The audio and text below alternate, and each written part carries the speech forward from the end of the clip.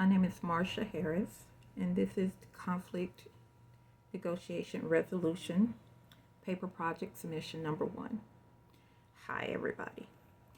I wanted to expound on my relationship growing up, being raised from infancy by my grandparents.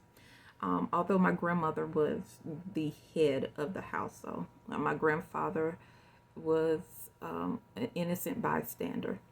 Amazing man, but my grandmother took the lead. She had the positional power in our home. She ran it with a firm hand, in the name of Jesus. She was all that you would think a grandmother from the deep country would be. She was one of 13 children in her household growing up, and my grandfather was one of 16 in his household growing up. They had limited education. My grandmother made it to the 8th grade. My grandfather made it to the 5th grade. And growing up, it was all about making sure that I conducted myself a certain way. She didn't just raise me. She raised 3 of my cousins, who I call my brothers.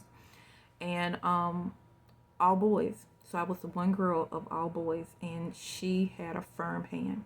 I couldn't do what they did, which of course caused a lot of conflict. I couldn't go where they went, which caused a lot of conflict. High school functions were a no-no. After school parties were a no-no. Sleepovers were a no-no. I wanted to assert myself. I wanted to stand up and tell her that I'm not going to be like you think your children are. My aunts and my uncles, who were the parents who had a lot of kids. I have a lot of cousins out of wedlock, and I'm sure she just wanted the best for me, and she was doing the best she could based on how she was raised. And the power struggle